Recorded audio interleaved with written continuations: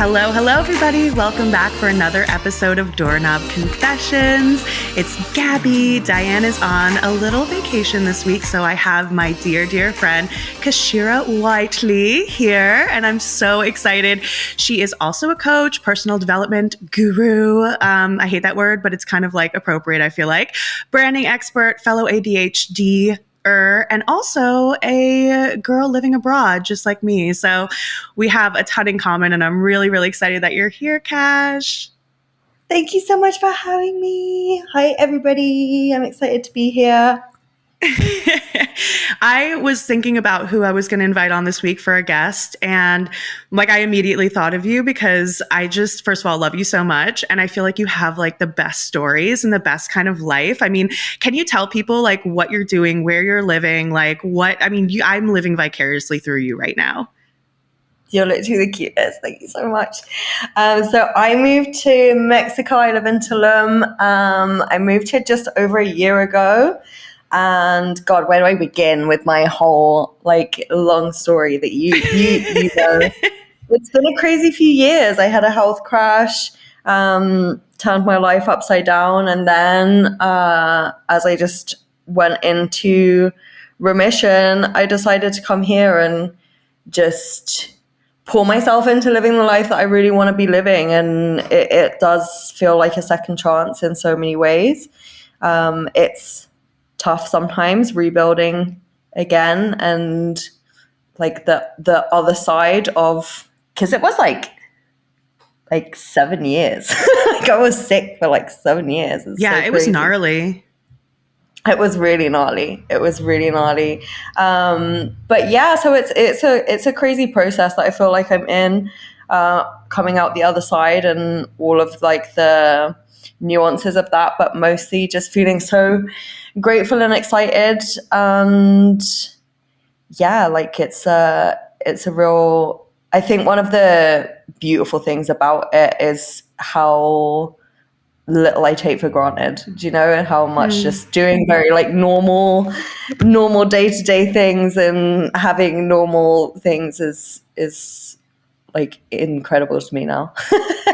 No, I love that. I mean, I think so many of us, our brain is so focused, and this is part of the way that it's, programmed, evolutionarily speaking. It's very focused on the negatives, very focused on the things going wrong. It literally does not even see all of the abundance, all of the little wonderful things that happen on a daily basis. That first sip of your morning coffee is gives me goosebumps. I love that.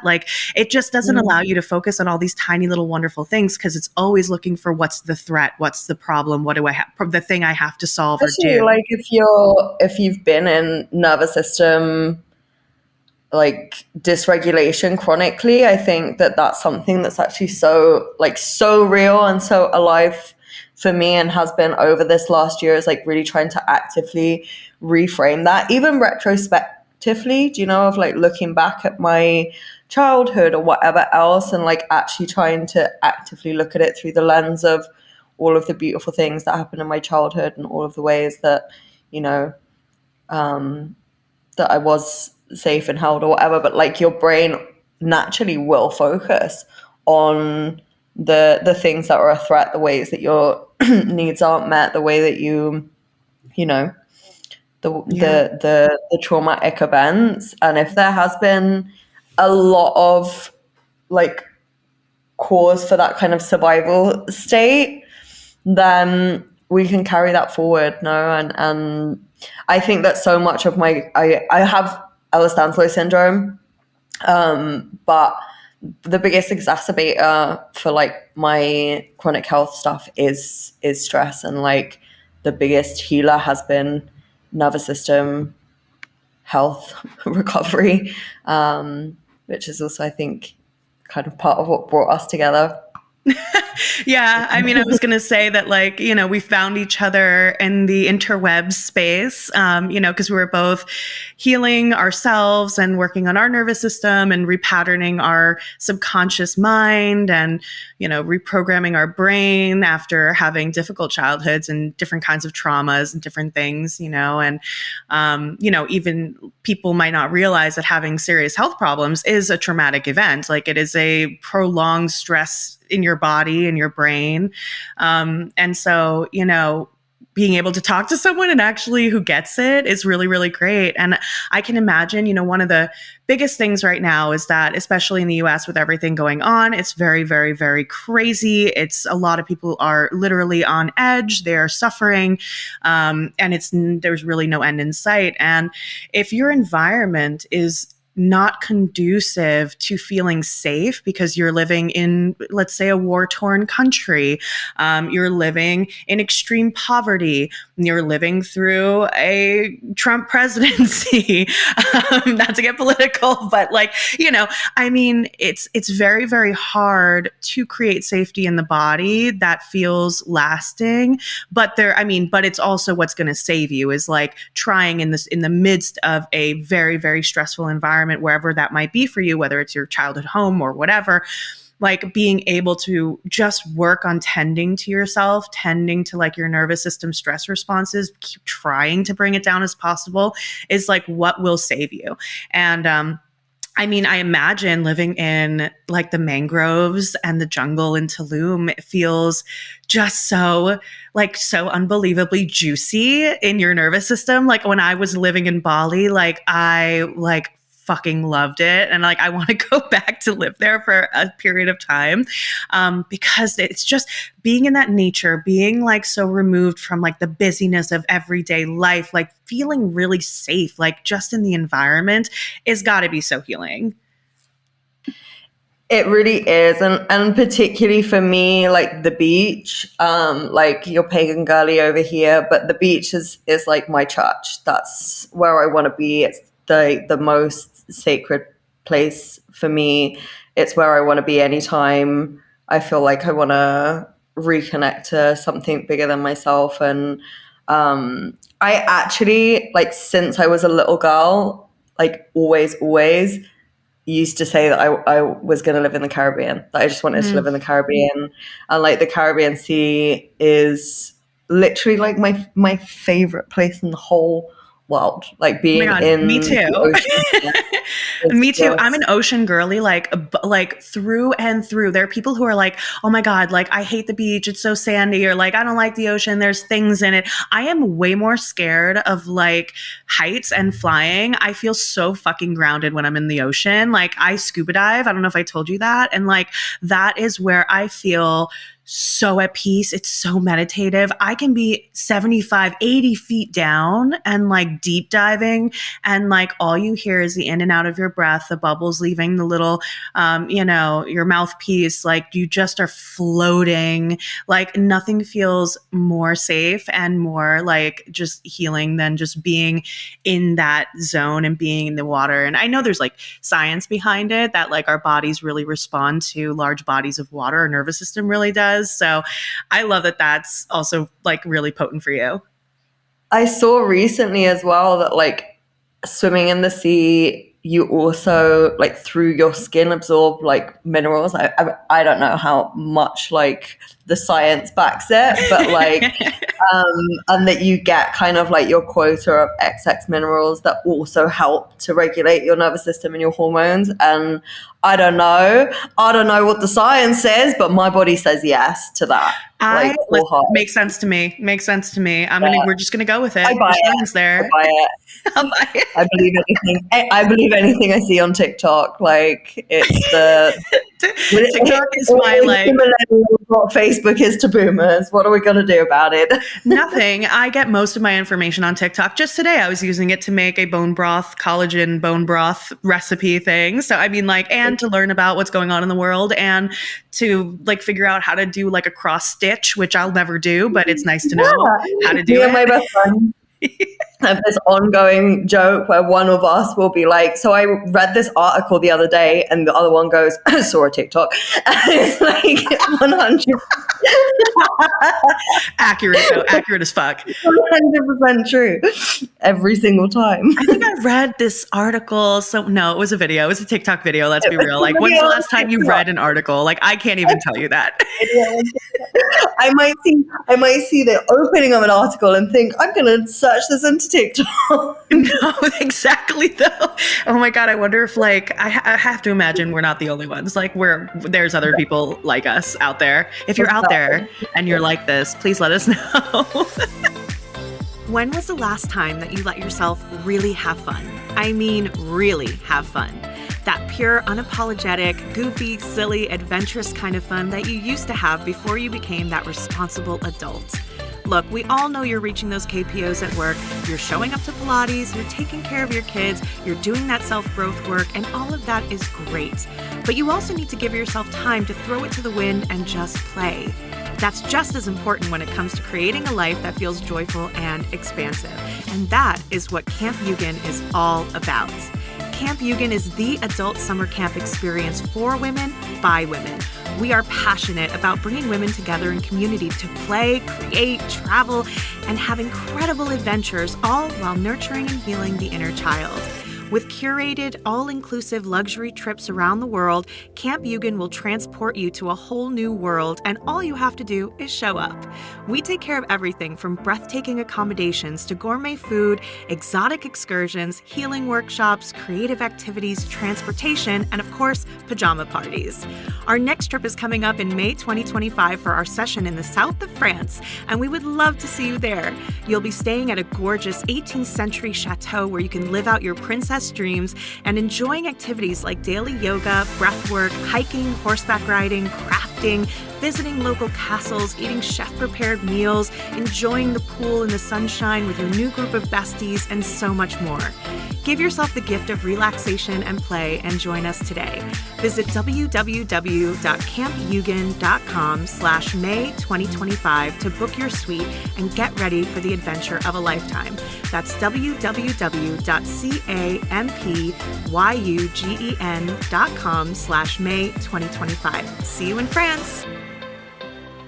So, okay. So I want to know because okay, I have so many questions. Where do I start? Okay. So I think the thing that comes to mind the most is what has been the craziest thing about moving to a new country, crazy story or crazy experience, or what has been really crazy for you about it? And it could be good or bad. Such a good question. I think that on the good, I lived in Tulum 4 years ago, and then came back, so I kind of knew what I was getting myself into. But this place is a super magical town. It really is. If you're somebody that believes in the energetics or vibrations, frequency, manifestation, whatever it is, Tulum is a portal. It's an absolute vortex, and you speak things into existence in this place constantly. I always feel in Tulum as well that it's really clear, because it's quite a small town, but it's always really clear. It's like being on radio stations, and suddenly you'll connect with somebody, and then you just will see them everywhere all of the time, and it's okay, that's this, I'm on the same radio station as this person, and you can kind of gauge do I want to be here or not? Do you know?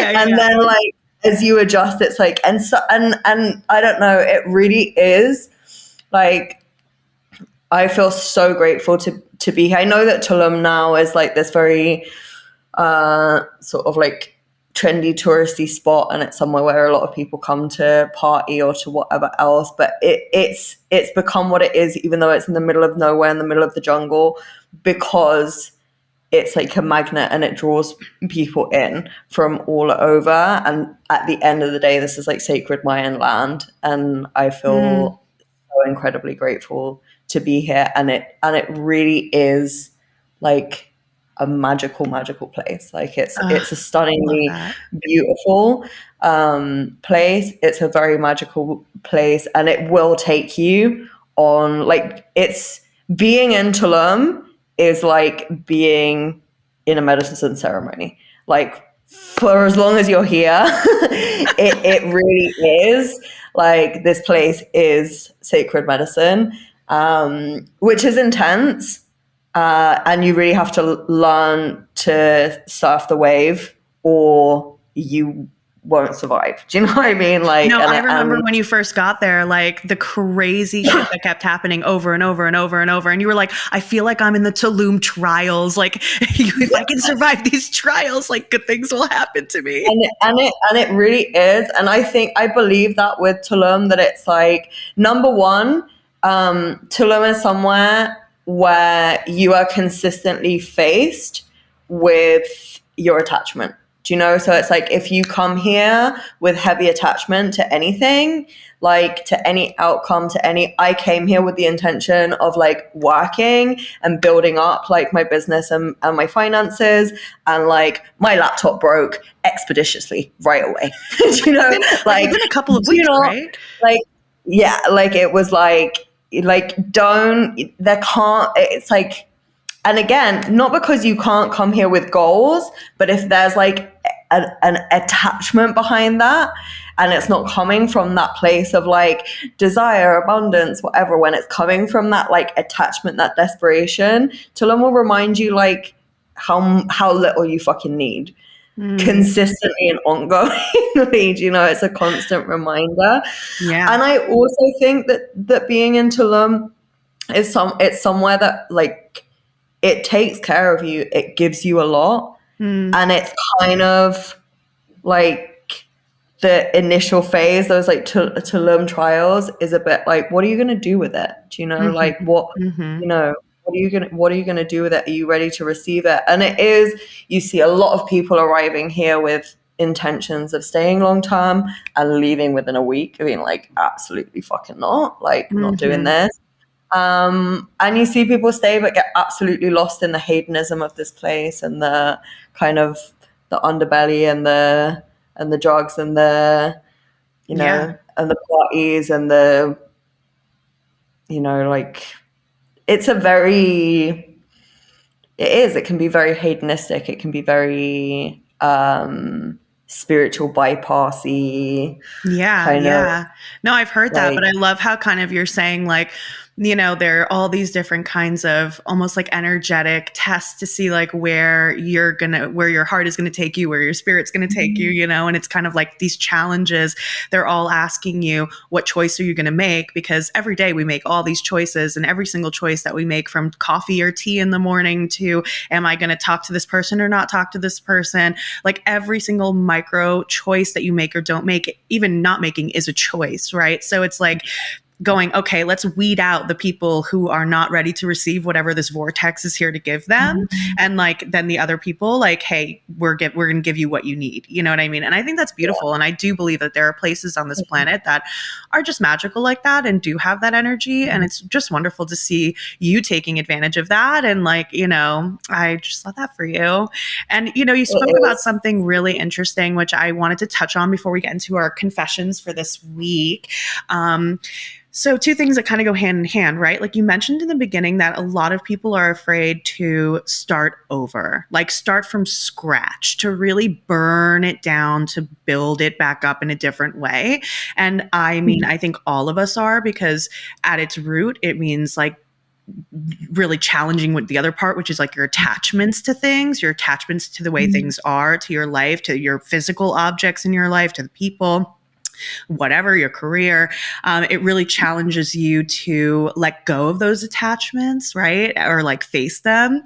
And then also this idea that like you can't control what's going to happen moving forward because you don't have a plan necessarily, or you're trying to have a plan, but really it's about kind of like letting life guide you and taking it like one step at a time. And for a lot of people, like giving up that sense of control and that sense of containment is so overwhelming. And like, listen, like I did it. Like I completely burned my life down and started it again a few years ago. And it was the scariest, most challenging, most emotionally daunting thing I have ever done. And it was the best fucking choice I could have ever made. How do you feel about that? Like, what would you say like about yourself and to maybe people who are listening who like really are just ready to kind of like start new, like do something totally different, but find themselves like not able to really get started or like to take that first step?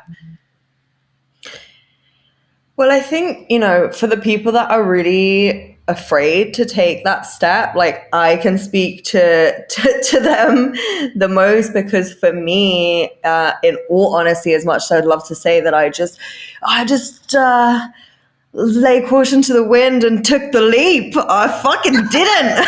Like I really didn't. Every single thing, I saw a quote once that it was, every single thing I've ever let go of has claw marks on it. Like, yes, like it was facts. I did not take the leap of faith. I clung on to the things that I was attached to, the things that that were my external sources of validation, of like how that had created my self identity. I'd created my self identity and sense of self around very external factors in my life, to such an extent that I didn't really even know who I was anymore, or what I wanted, or and I was very detached from what was happening in my body, and I clung to them so much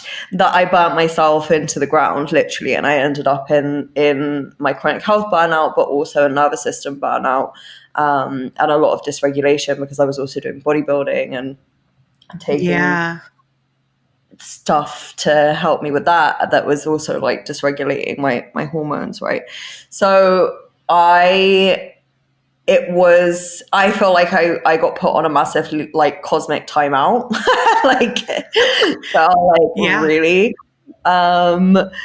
We didn't just all my life prior to it as well, like my whole, where I was born, who I was born to, my early childhood set me up for the path that I'm on now, and I'd like completely diverted, and it was just felt a bit like this was never the plan. Like, sit down, figure it out, like we're gonna make you make like if you're not going to do the change by yourself, I feel like the universe steps in and like literally forces your hand. They're like, here, we'll give you all these hints. Here's a hint, maybe you should do this, maybe you should go there, let me just show you. And you're like, no, like grabbing onto the life that you like think you need to have or want to have, like you said, like digging your claws in. And then the universe is like, okay, I didn't want to do this, but now I have to burn it down, because like you're not doing what you're supposed to be doing.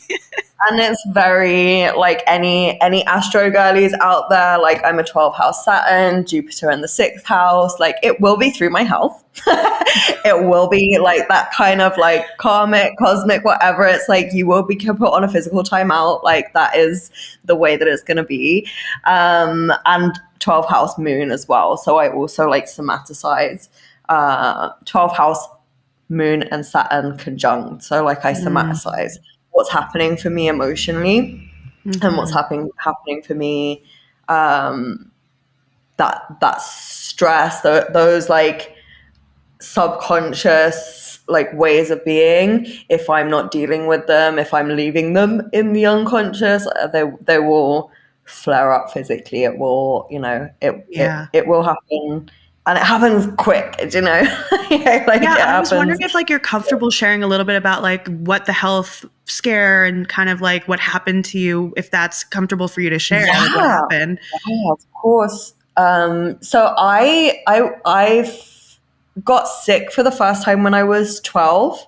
And again, largely stress related. I was like really badly bullied at school. But it was at like such an extreme level. It wasn't just the kids, it was, and it's still bemusing to me. Do you know, it wasn't like, I don't know, I don't know where it all came from or how it all happened and how it got to the level that it did.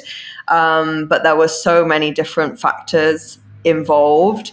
And it wasn't just the kids, it was like on an institutional level. Like my headmaster was very fixated on me and really like singled me out a lot.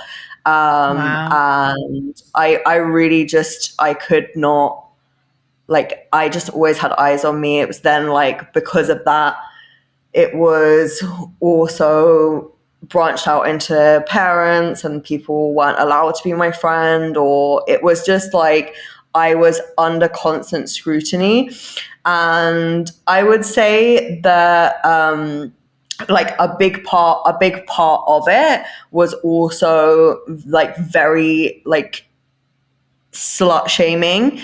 Mm. And this all started before I'd even lost my virginity. So it was also like my introduction, like I was a teenager. So it's like my introduction to sex and sexuality was very like shamed in a really like, in a really intense way, that I would say my experience at school and the level of ostracization and shame around sexuality that I experienced is very unusual for somebody that is heterosexual, like primarily like Mm-hmm. heterosexual. And I think that that was something that, yeah, it's like what I share a lot more kind of social experience in that way with people that are gay, and the level of like kind of stigma Mm. around, and it was hellish. And I got sick for the first time when I was 12, and then I developed mononucleosis like really, really badly. And I was really sick for sort of ongoingly, from like 12 to about like 16, with like Wow. dips in and out. I left home at 16 and I grew up in Spain. I was born in Spain, grew up there. At 16, I left home, moved to London, and socially my life was way better there. My experience at school was way better there. Like there was a lot of improvements, but then I had two big bereavements in my family. Mm. And I was like, when I was a teenager, I was very like, into drum and bass. I was a little raver, misbehavior. And as It's how we feel. It's also how we feel like we take control back over our lives sometimes, or we escape at the same yeah. time. It's kind of like a, yeah. Yeah, well, that's what it ended up being when, when I was going through this stress in my family and these bereavements. It was kind of for a really long time, like all the way through my childhood and into my like adulthood, up until really now, like very recently, my life has been this consistent thing of like a lot of difficulty, a lot of challenge, like having to like fight through, and then there being Mm. like a respite or a potential respite where now everything's gonna get easier. And it's like the solution comes in. So prior to going to my school where I was bullied, I went to another school where like my I was not supported at all with like my neurodivergency or anything else. And my teacher actually physically like hit me, assaulted me like Oh my several times. God. I was removed from that school and put into the new school, and it was like that was going to be the respite where things were going to be like easier and better and improved. And then all of like the bullying happened, and it was actually like way worse. Like, Oh, and like Jesus. that pattern. And then it's like I moved to London and things were like more chill, and I felt more supported at school and more seen, and I had really like amazing friends and all the rest of it. And then like two of my uncles in very close succession got cancer and died. Oh my And gosh. um and then like that was really like awful. Obviously I was very close to both of them, and I was Wow. living with one of my uncles whilst he was dying. And and I did. I was raving and misbehaving, and I started doing that more and more. So because everything, I was living with my uncle whilst he was dying, and things at home were very difficult. So it was a way to be out.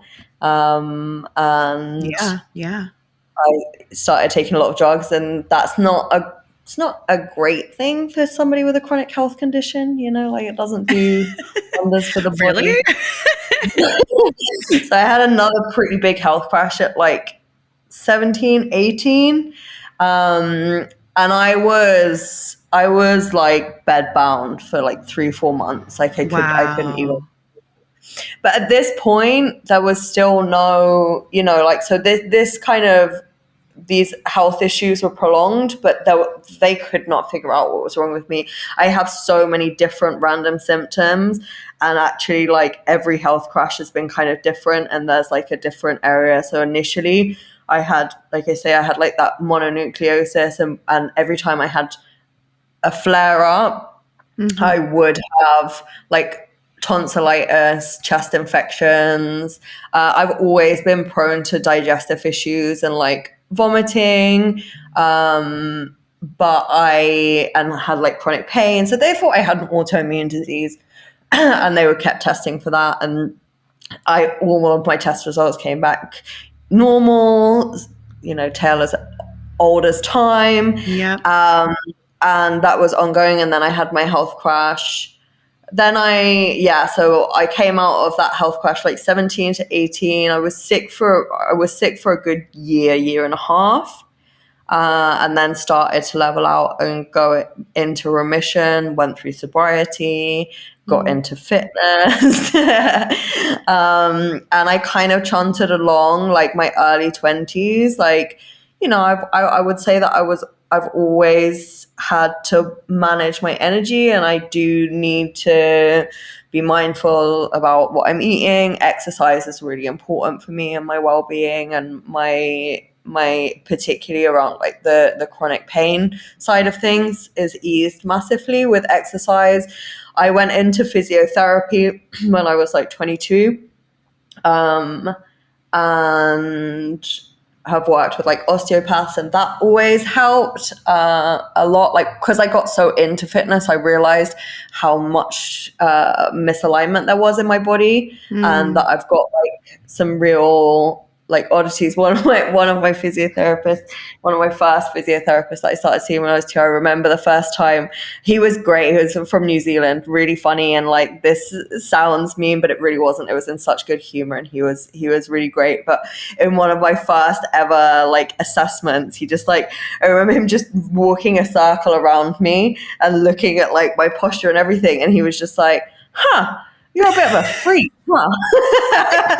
You're a bit of a freak, isn't it? I don't know whether to think that's like rude or just wonderfully upfront, wonderfully direct. It was great. Like, it really, like, his whole demeanor and the way that he did it was just, it just put me so much at ease. And we kind of worked from there. And like, really, I had hypermobility and laxity in my joints, and that's a massive part of like why I had so many postural issues, but I didn't know that at the time. And then I had my health crash. I started getting really sick again when I was 24, and by 25 I like crashed and burned out. And I went on such a big journey of like personal development at that point. It was like I lost everything. I lost my business. I had been in a relationship for years, and that ended, and I couldn't train anymore. I was a bodybuilder. I was a personal trainer. My business just went down the chute. I had been saving money because I wanted to go traveling. I spent all my money on rent and existing, and then ran out. And so I went back to Spain, went back to my mom's at like 25, and it was just like, oh my God, this is like my worst nightmare. Like, I've always been hyper independent. Like I say, I left home when I was 16. Like, I want to go and do life and throw myself out there. And I feel like despite having always struggled with my health and whatever else, and being ADHD, and I'm very severely ADHD as well, and a little bit autistic too. But despite everything, it's like I threw myself at life. I built my, I went through several different careers before building my own business, and like creating a lot of structure in my life and building my social media, becoming a fitness influencer. It was like I was always like, there's a goal, I'm going for it, and I would just throw myself in head first and kind of make it happen. And suddenly had like nothing to show for it, and I was back at my mom's house in the middle of nowhere, arse end nowhere, my little hippie village in Spain, no money, like starting over, like single and not able to do so much of like my identity again, and like my self perception, and my like validation and self worth was tied into my work and my business and bodybuilding, and it was just all gone. Like it was just all gone, and it was a sort of moment of like, when it's all stripped back, like what's left. And I realized I'd become a shell, that like I didn't, I was so numb underneath all of these external things. And so where like everything in my external world was kind of just like pulled away, I went in.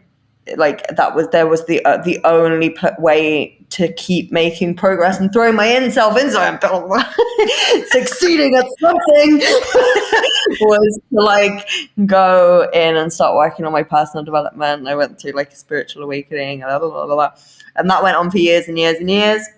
I started to I was still very sick, but I started to have enough like physical, I wasn't as physically disabled in terms of like I could actually like get up and go, even though I was still having a lot of health issues. And I did, and I came to Tulum, and Tulum did its magic the first time I was here, and I started to go back into remission. I could do probably like 5 episodes just talking about that and that experience. It was and like very magical.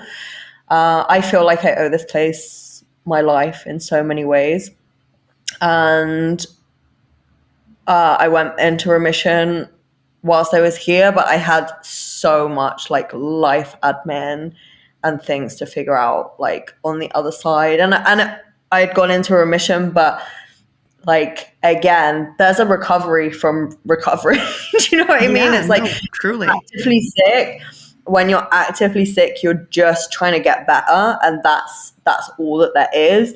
And then when you start to get better and you start to go into remission, even though you're not like actively in the being sick phase, like your body still has to recover in terms of like you're so weak because you've had to rest so much, like your muscles, like everything, like I was, and like you said earlier, it's really traumatic being sick for a really long time. Yeah. So yeah. there was just a massive process of grief, of like, of loss. It takes a really long time to trust that you're actually stabilized in remission, and that it's not just like an up that's going to go down, and every single time you get a cold or you're just a little bit under the weather or you're just a bit tired, like your body panics and thinks that you're getting sick again.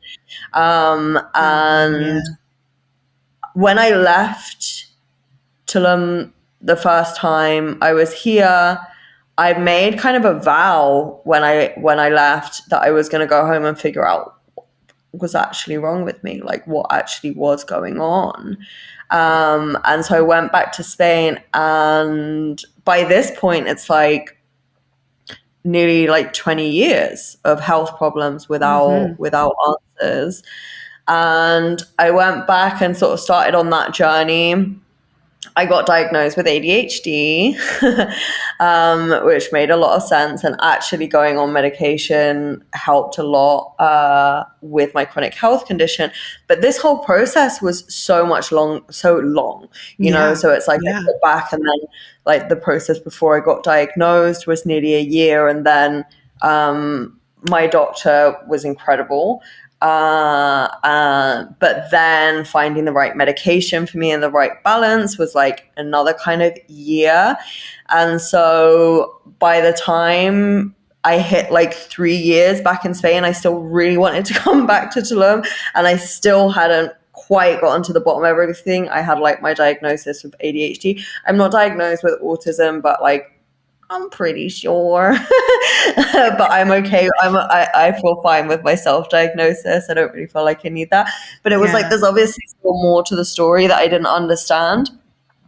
And I had this vow, no, that this like commitment of like I'm not gonna go back to Tulum until I figure this out. And it was like 3 years, and I was like, okay, like I need to go home. Like I need to go back to Tulum. I need to do it. I'm just gonna have to trust, and maybe it's just not on the cards for me. Maybe I just never get to know, and that's part of the journey of this. Is again like consistently like the surrender and acceptance of Mm-hmm. uncertainty.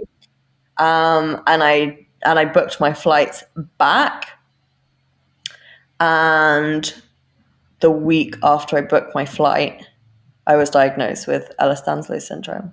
Wow. I've never heard Just of that. So it has to be, I mean, it must be, it sounds very niche. it's rare, but it's also heavily undiagnosed and misdiagnosed. So Mm, on average, it takes 10 to 20 years to get diagnosed with Ehlers-Danlos syndrome. Jesus Christ on a Yeah, cracker.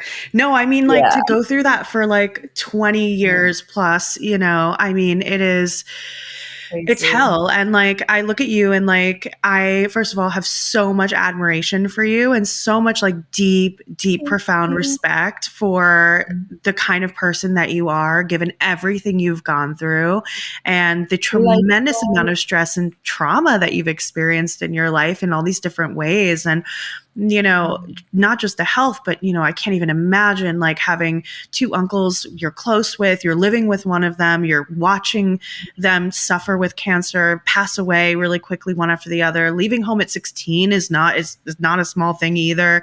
Like the torture you went through at school, I mean, it's just all of it. It's like you've never had a break, it sounds like, until kind of now, which, it's like, thank God, I'm glad you are where you are. yeah, and I think letting go of that, waiting for the other shoe to drop, it's like, Mm-hmm. and I do think that one of the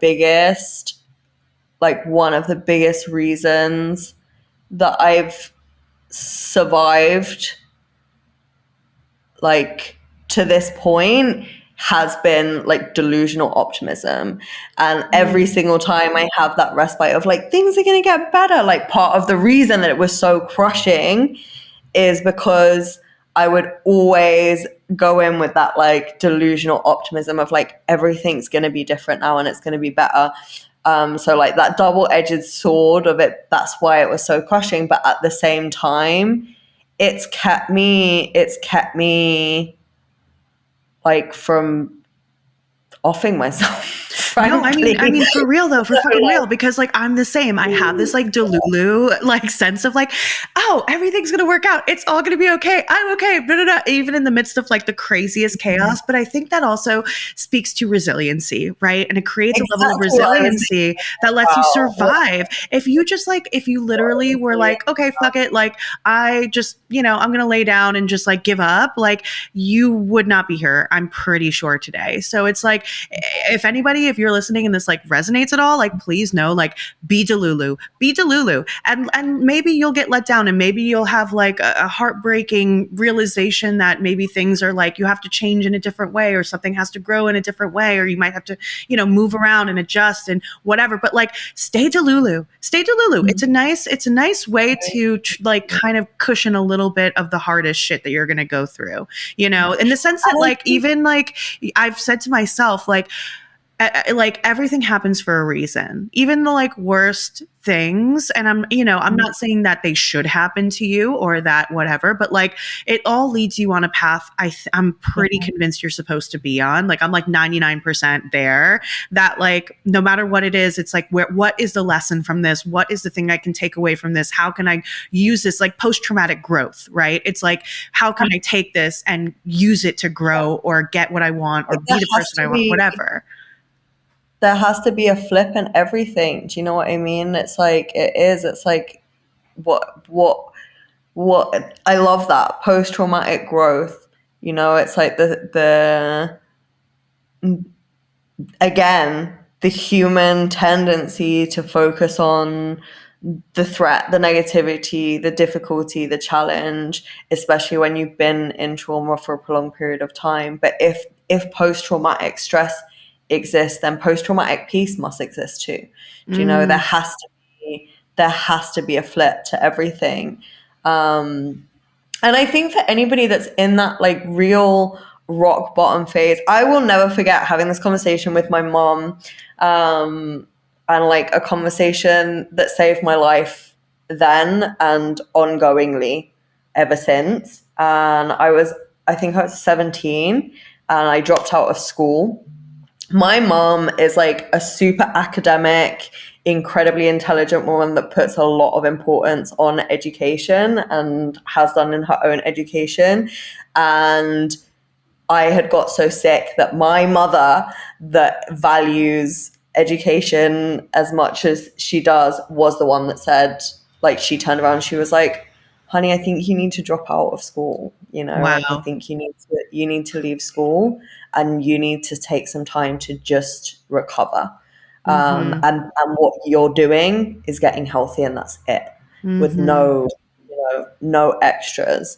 And I did. I dropped out, and this was at the point where I was like bedbound, and I was having this conversation with my mom.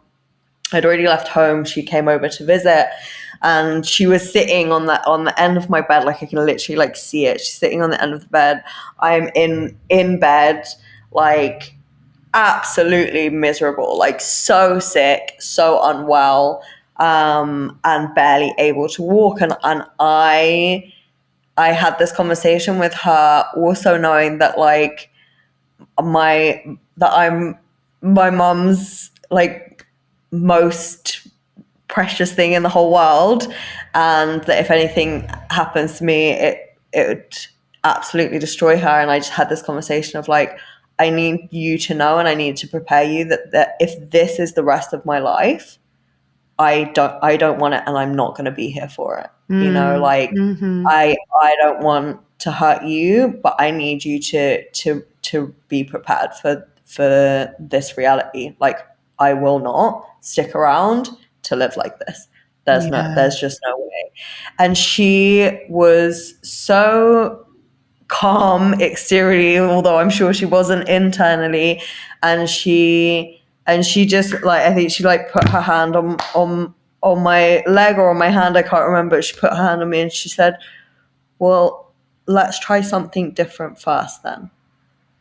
Shall we? You know? And it's like, that has been, it's like every single time I found myself at that like breaking point of like, I can't live like this, I've heard that, well, let's try something else instead then, shall we? And I think that particularly in the case of like suicidal ideation, particularly outside of like depression, where it's like, I'm just at this point where this is like, no more, like I can't, like maybe in those moments, it's like something does need to die. Maybe it's not you though. Yeah. Maybe a way thinking, a way of being, a behavioral pattern, a belief system, a part, an aspect, a cycle needs to die in order for you to move forward with what you actually want and this different way. Let's try something different then. Do you know? And when I get to that point, like now, if I ever see myself in the point of like, God, I don't want to live like this, let's try something different, I'm so much more able to take that leap of faith, and it really does flip things in a way that's kind of exciting. Yeah. You know? Yeah. Wow, I Makes don't it want to more live like hopeful for sure. huh, let's try something different. What would that look like? Yeah. What would that be? What would that be? I'm going to live in Mexico. Like, I remember when you were sitting on your porch in Spain, and you were like, felt like it came out of nowhere because we were planning on seeing each other. Because for those of you listening, I live in France, in Strasbourg, and I was like, oh, like we're a short plane trip away. And then we FaceTimed one day, and you're like, oh, I'm so stressed. I was like, why? You're like, because I'm packing to move to Mexico. And I was like, wait, what? Girl, what? We had plans. No, but I mean, this is obviously the best choice you could have made for yourself. And I agree with like completely everything you're saying. It's like so beautiful. And I kind of feel like your mom is giving me Hogwarts vibes, giving me like Dumbledore vibes, like with that like wisdom, you know? Yeah. She's truly, she's like I got one of my guardian angels, like bonus on earth, in the form of my mom, and I'm super lucky. And it is actually, a lot of my friends say that she's like a Mrs. Claus, like female Dumbledore. Like, she's a lot less severe than McGonagall, though. She's very, very, she's very mumsy. I love that. I think I'm gonna like, along with my mom's like things that she said to me, including like everything happens for a reason. And I always hear this too shall pass, like in my hardest moments. Like she always used to say that, and it's something that like has carried me through. I think I'm gonna incorporate your mom's phrase into like my like repertoire of things to think about when I'm in those times. I love that. It's so great.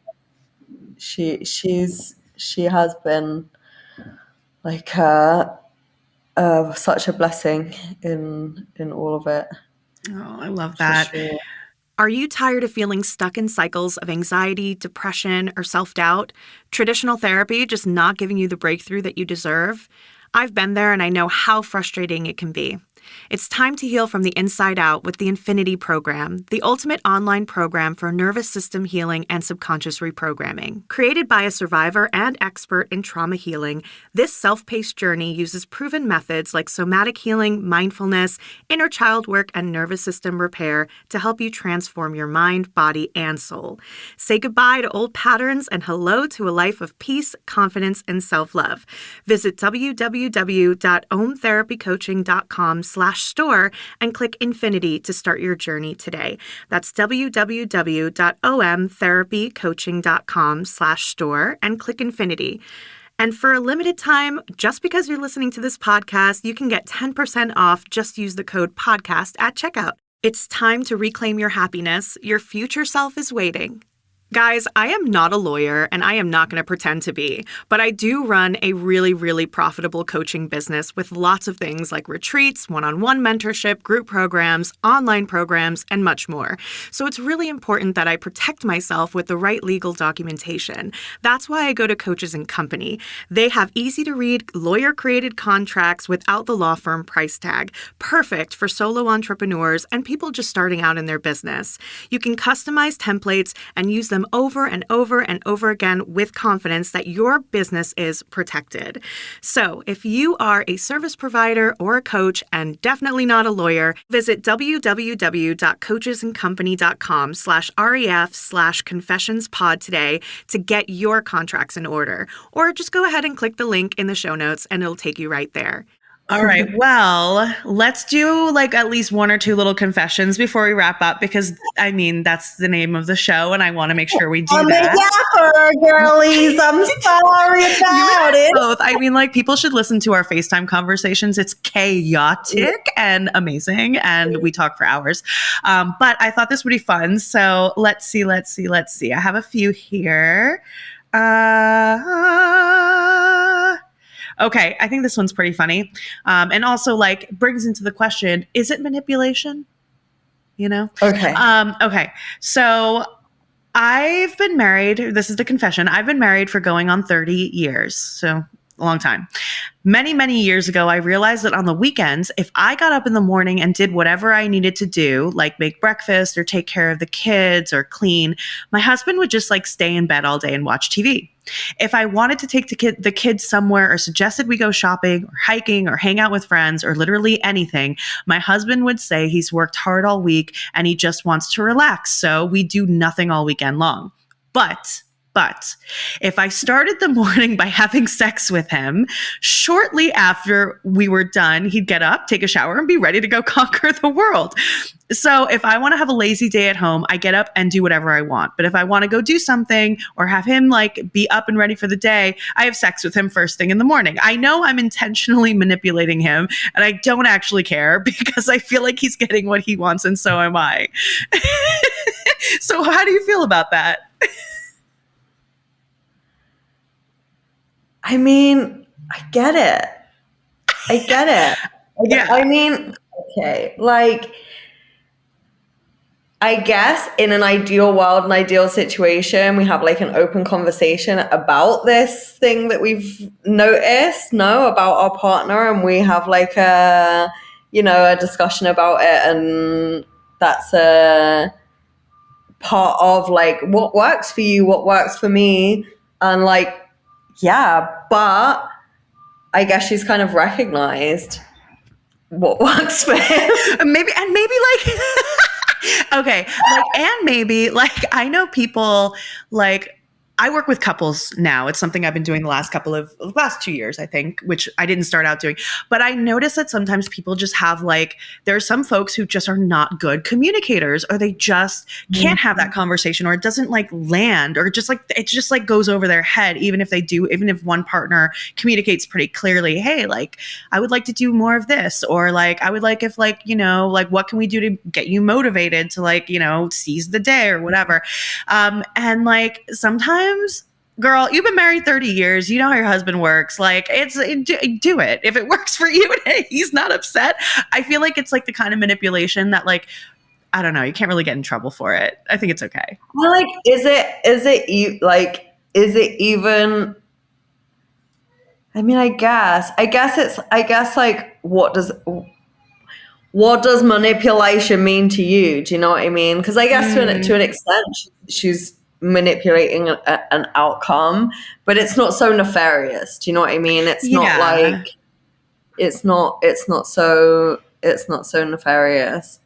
I do think that there are just ways in which if you're sharing your life with somebody else and in partnership, like you kind of notice.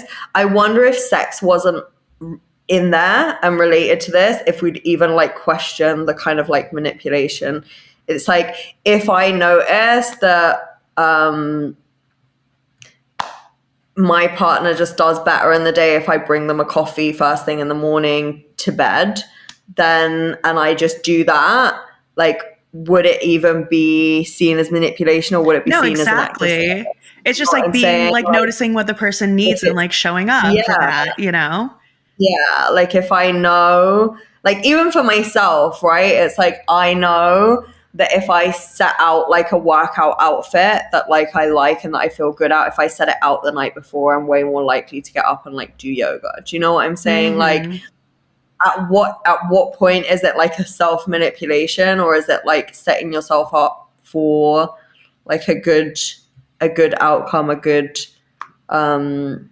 whatever else, like a good habit? And if that's something that like clearly energizes her partner and makes him want to get up and get out and seize the day. Or maybe it's also even just in that like sharing and connection and intimacy first thing of the day inspires him to want to do things that she wants and wants to continue like spending time together, sharing time together. Like, yeah, like maybe it's a building block for more shared experiences together. I'm not sure that I feel like it's so manipulative. I have to agree with you. I hope wherever you are, whoever made this confession, you take that load off your shoulders. You're okay. You're doing a good job. You're okay. Okay, so here's the last one, and I'm just going to read it. I don't really have anything to preface this with. I threw up while sucking dick, and I swallowed it.